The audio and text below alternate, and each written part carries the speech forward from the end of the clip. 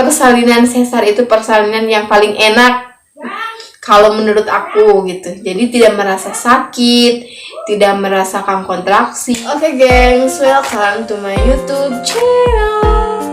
Oh iya gengs, bagi kalian yang baru mampir ke YouTube channel aku, jangan lupa subscribe terlebih dahulu YouTube channel aku.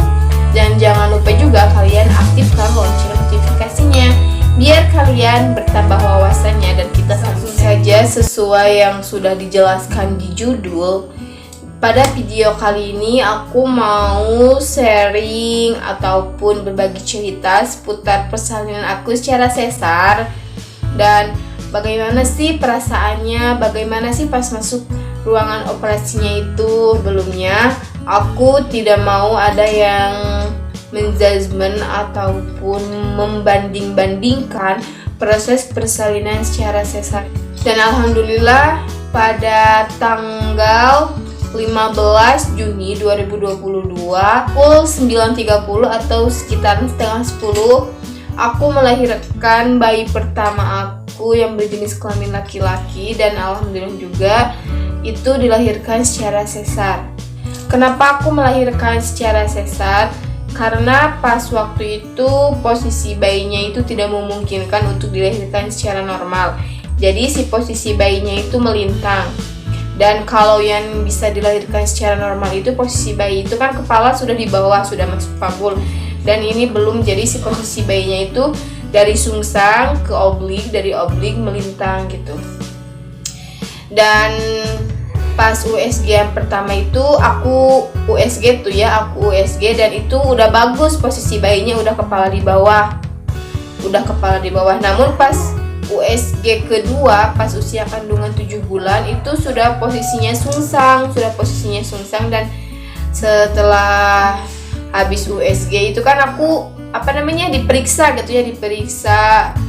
ke bidan dan dibenerin sama bidan. Dan itu si bayinya itu malah balik lagi ke atas, jadi ngaguriwak lah kalau dalam bahasa Sundanya mah. Jadi tidak bisa diposisikan ke bawah. Dan pas yang udah oblik itu diposisikan ke bawah, diputarkan itu tidak memungkinkan, soalnya si posisi bayinya itu sudah oblik dan berat badannya pun juga sudah bertambah gitu.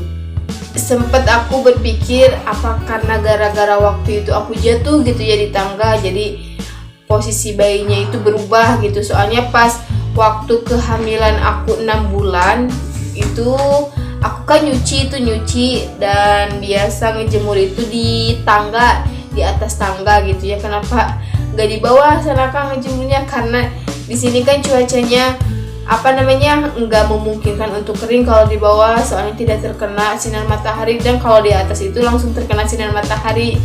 Jadi aku nyuci dan ngejemur ke atas. Pas mau turun ke bawah itu kan lagi hujan gerimis tuh, dan tangganya itu licin basah, dan aku juga pakai sendal yang emang memungkinkan gitu ya untuk terjatuh, dan itu gak sadar gitu.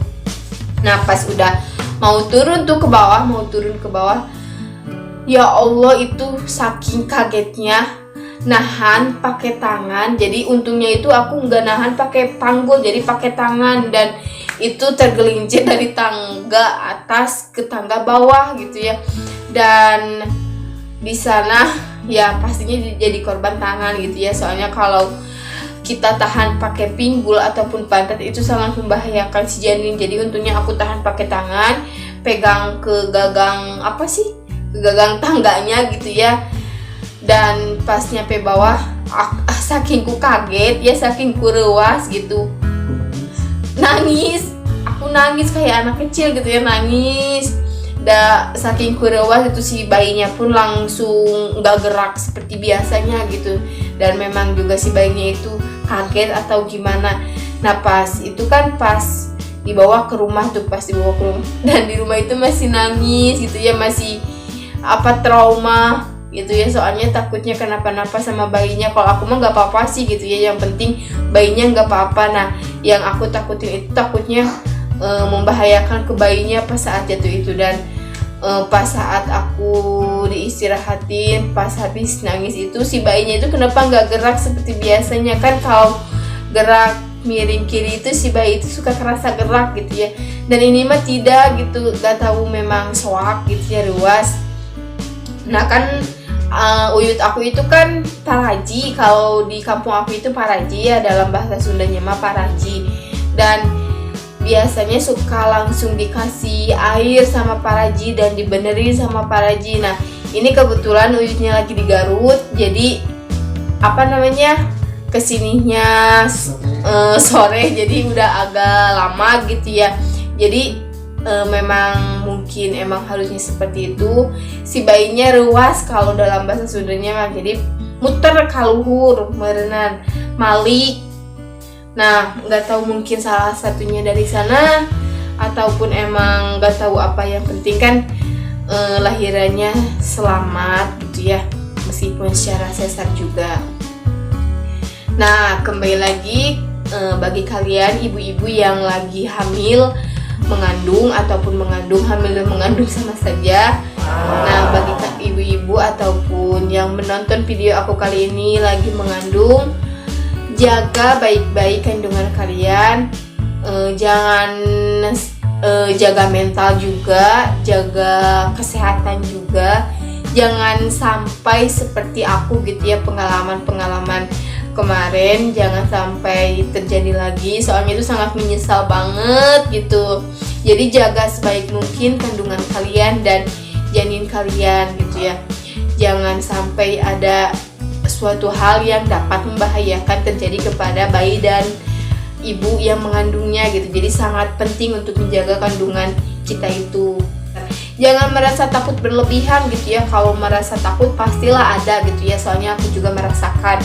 Tapi jangan terlalu berlebihan, soalnya kan persalinan sesar itu persalinan yang paling enak kalau menurut aku gitu. Jadi tidak merasa sakit, tidak merasakan kontraksi ataupun seperti apa. Tapi siapa juga sih gitu ya yang mau melahirkan secara sesar.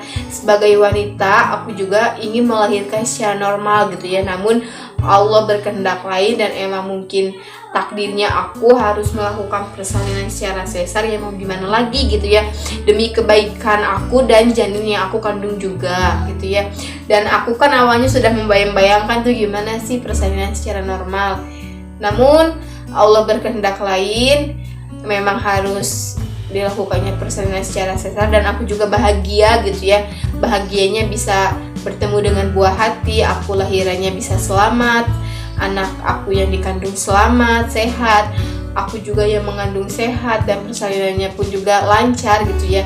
Dan itu yang bikin aku bahagia dan terobatilah semua rasa ketakutan, rasa sakit gitu ya, rasa kecewa.